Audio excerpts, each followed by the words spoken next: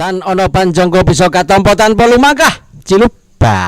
Oke, ketemu lagi dengan saya bro Anes Prabu. Oke, dalam acara program Soan, persembahan dari Asmaralaya TV bekerja sama dengan anesprabu.com.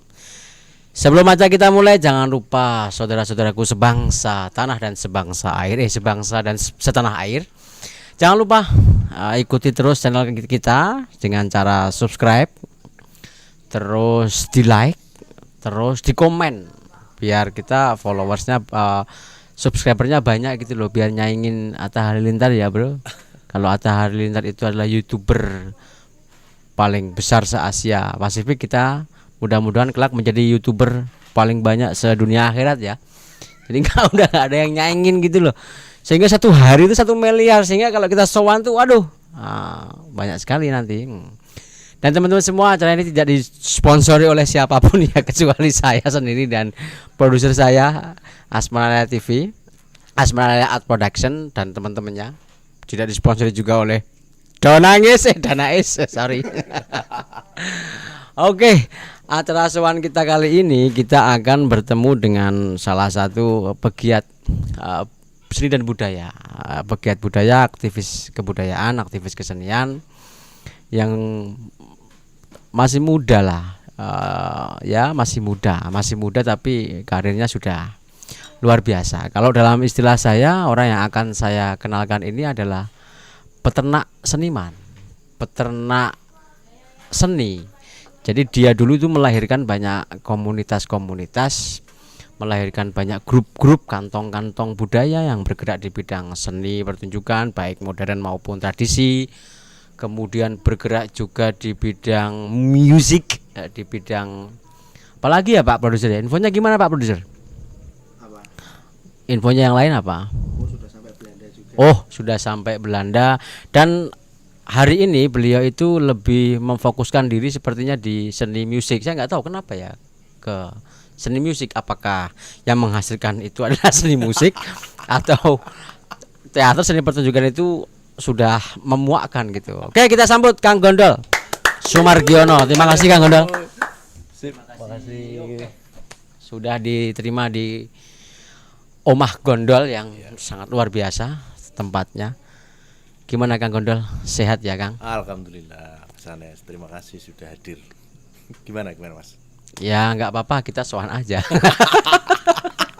Tapi nggak apa-apa Kang, ini Kang, mungkin dalam podcast ini kita akan banyak ngobrol soal bagaimana Kang Gondol pengalaman-pengalaman meregenerasi seniman-seniman, karena saya tahu Kang Gondol itu muridnya banyak, baik di sekolah-sekolah atau di kampus. Sesekali saya kesini itu ada orang-orang latihan gamelan, orang-orang latihan tari dan lain sebagainya. Mungkin diceritakan dulu Kang lah. Ya. Tuh teman-teman itu siapa sih yang sering kesini itu gitu loh. Ya, terima kasih Mas Anes.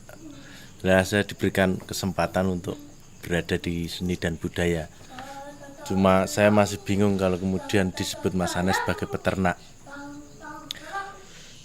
Beratnya di sini karena secara akademik saya enggak punya di situ, cuma keinginan untuk belajar berkesenian. Nah, akhirnya dari situ punya keinginan. Dulu ketika masih seneng mubeng-mubeng, sampai saat ini juga masih seneng mubeng-mubeng, sampai di Ngawen, sampai di beberapa tempat itu nyantrik. Istilah saya nyantrik karena di sana sebenarnya sudah ada kantong-kantong budaya yang sebenarnya butuh orang-orang yang memang tulus untuk berkarya. Tidak butuh apapun tapi butuh berkarya. Dan ketika saya di sana, misalnya di Rinding Gumbeng itu saya membuat beberapa lagu, kemudian lagunya mereka pakai. Saya membuat beberapa perubahan sedikit demi sedikit, tapi itu digunakan oleh mereka. Dari situ, dari beberapa tempat itu kemudian melahirkan beberapa anak-anak muda, anak-anak yang sebenarnya sing dibidik itu kan sebenarnya regenerasinya. Yes, betul sekali. Nah, bagaimana kemudian mendekatkan itu? Misalnya dari Rinding itu anak-anak muda tadinya Yo sing cerak 4, 5 lah iki kudu ditambah 6, 7, 8 sampai 10. Bagaimana dengan mengaransemen ulang misalnya nek di segi musik. Nek di segi ya banyak tempat yang kemudian saya singgahi itu untuk kemudian saya belajar, tapi juga satu sisi pengen berkarya. Nah, ketika karya itu mereka pakai, hasilnya dipakai, anak-anaknya yang ada di sana ikut terlibat. Nah, di situ saya mulai hidup. Oke. Jadi langkah awalnya memang Kang Gondol itu mendatangi masyarakat ya, dalam arti begitu. Jadi yang moronya itu adalah Kang Gondolnya. Artinya di sini kan komunitasnya berbasis komunitas kampung halaman. Ya. Gitu Kang ya. Itu sesuatu yang menarik loh, Bro. Jadi bukan santrinya yang datang ke tempat kita, tapi Kang Gondol mulai itu dari perjalanan dari blusukan itu tadi, blusukan ke daerah-daerah, ke tempat-tempat terpencil, ke kantong-kantong budaya, yang di situ adalah membangun ya Kang ya. Kira-kira gitu tuh Kang. Betul. Jadi koyo misalnya buat reok Gunung Kidulan. Terus saya buat reok Gunung Kidulan di Banyusoco misalnya. Itu juga sama. Artinya mereka kan punya potensi yang luar biasa. Teman-teman Keinginan paling enggak punya luar gitu ya. biasa. Cuma ada beberapa hal yang nek ora didanai, istilahmu do nangis itu. Tidak ada yang mau bergerak. Oke. Maka saya memberanikan diri untuk tidak berdekatan dengan itu. Saya masuk ke sana, kemudian bermain-main dengan mereka, mengeksplor, dan akhirnya dari kantong-kantong itu tali perseduluran itu yang luar biasa sampai saat ini. Jadi senengnya itu ketika misalnya saya pulang sampai jam 2 dari Semen atau jam 2 dari Banyusoco, itu ada hal yang menarik bagi saya. Gawani kacang, gawani apa, itu sesuatu banget. Dan menurut saya ketika karya itu ada dan lama, lah itu menjadi saya hidup. Nah, itu luweh aku urip gitu. Nek di bidang tari, di bidang musik tradisional seperti itu. Oke, jadi Kang Gondol ini awalnya menghidupi seni, meskipun efeknya juga kemudian beliau dihidupin oleh seni itu sendiri. Kan begitu secara prinsipnya. Atau Kang Gondol. Iya. Itu Kang Gondol itu waktu blusukan itu menghidupi seni apa? Ya, apa saja kira-kira? Setidaknya menghidupkan mungkin ya potensi dari masyarakat ya. Ada rinding di Ngawen. Karena rinding itu sebenarnya iki jane apik banget. Rinding itu kan salah satu. Rinding itu musik mulut tuh bukan sih? Iya, yang tang itu ya. Lalu di Jogja adanya di Gunung Kidul, di Ngawen itu. Iya. Itu kan saya kan seneng banget kalau semuanya. Nah, dulu gini Mas, awalnya itu cari mana saja tempat-tempat yang unik. Saya akan ke sana, kemudian saya akan belajar dengan mereka, kalau bisa saya mengembangkan kegiatan itu. Nah, dari situ jadi kemudian aduh, Ibu. Dari situ kemudian baru menemukan beberapa hal. Nek dihitung dengan apakah itu nanti bisa menghidupi saya, akhirnya saya bilang tidak. Oh, malah tidak. Tidak. Kang. Karena itu tidak akan memberikan apapun, uang juga tidak. Dari segi material ya. Barangkali kalau relasi sosial terus kemudian patem bayatan, seduluran. Sepakat itu. Nah, secara finansial saya tidak.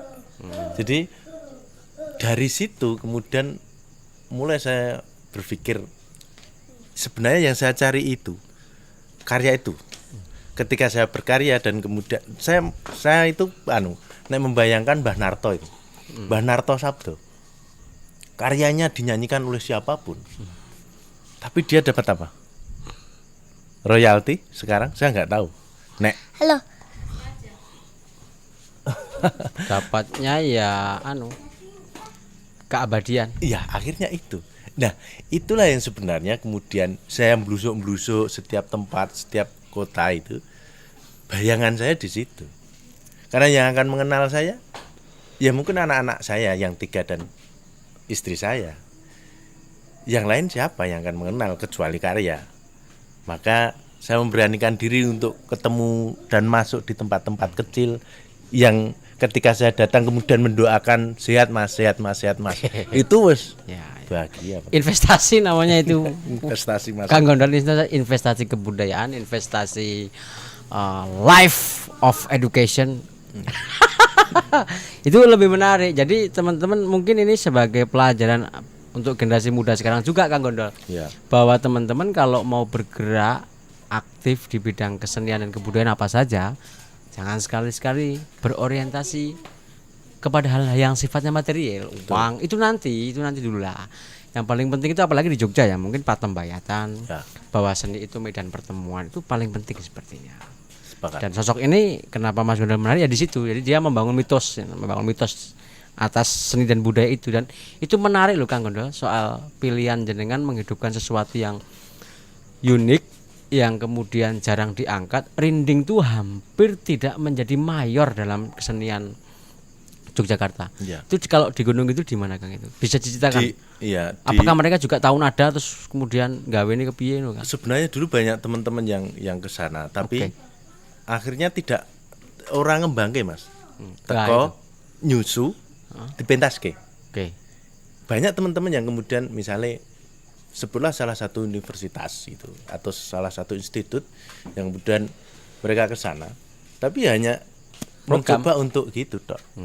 Guru datang, oke apik, kemudian ke sana. Lah aku bayangan saya mereka kan orang-orang yang memang talent di bidang musik misalnya, talent di bidang seni tradisi gitu. Tapi yang muncul foto template, tidak kemudian membuat foto lagi, tapi dari sana kemudian diubah, kemudian memberikan sesuatu ornamen di sana, kemudian dibuatkan. Saya membuat beberapa lagu yang kemudian setiap kali pentas mereka gunakan. Dan ketika mereka bertemu gitu, wah itu saya bahagia sekali. Ketika suatu saat mereka pentas di ISI gitu, di Solo misalnya. Ya. Mereka pentas dengan beberapa lagu yang kemudian ada. Ini karyanya siapa itu? Saya disebutkan di situ padahal saya bukan basicnya yang dari seni. Terus bahagia banget Mas itu. Sebagai pencipta lagu, sebagai pembina gitu loh. Pembina. Anu Kang, kalau soal pengembangan, aduh repot loh kalau pengembangan itu harus diserahkan ke Kang Gondol. Ya enggak lah, paling enggak.